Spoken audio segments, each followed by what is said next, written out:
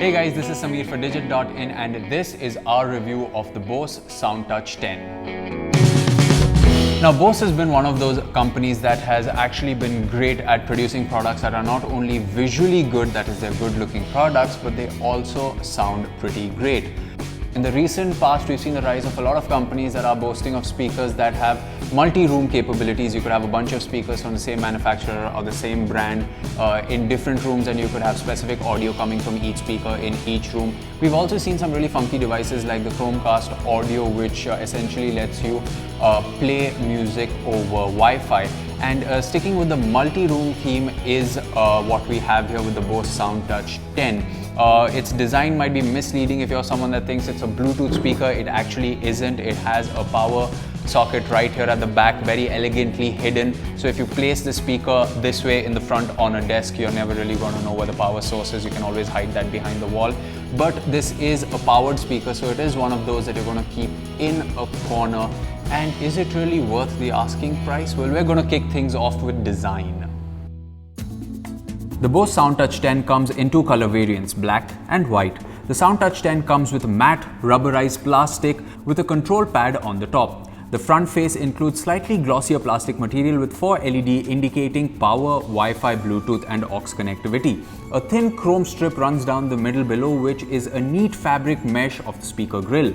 The rear houses a dent to grip the speaker with the aux and service port towards the lower rear. The bottom has 2 rubber strips to add grip to the speaker to keep it in place. The power socket sits at the lower end of the rear, easily connectable as long as you have a power socket behind the table. The speaker weighs 1.87 kilos, which does not majorly affect proceedings, seeing that the SoundTouch 10 is not meant to be portable. If you want something portable, then Bose has its SoundLink lineup for your needs. Now, one of the coolest features of this speaker actually comes in the form of the remote. It's an infrared remote, so you have to be in the same room and point it in the direction of the speaker for it to work. But it's got the power button, the Bluetooth and aux button, the 6 presets that you can actually set on the sound system, the volume rocker, the play pause button, next, previous, fast forward, rewind, and also the like and dislike button. It's got a nice rubbery finish to it. It's light, it's minimalistic, and at the back you have the battery housing. And it's one of those remotes that's just purely functional and yet comfortable at the same time. Coming to the audio performance, the Bose SoundTouch 10 has an inkling of the typical Bose sound, but misses the mark by a margin.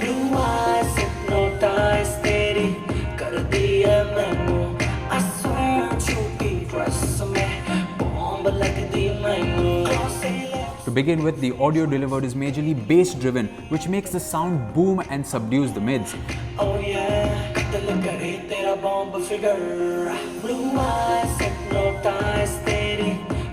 The major issue with the booming bass line is that while the bass frequencies have enough amplitude to sound loud, it sacrifices on the clarity of the bass line of tracks.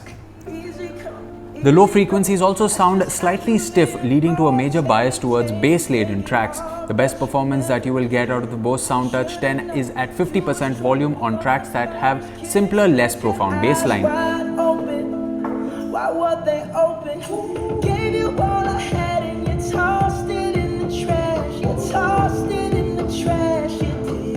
Having stated this, the mid-frequencies response of the Bose SoundTouch 10 is quite good, even though it is a bit stiff.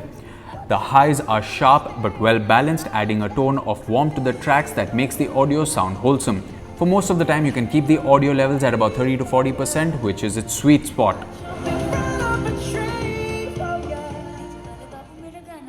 The best aspect of the SoundTouch 10 is the suite of connectivity options and customizable features.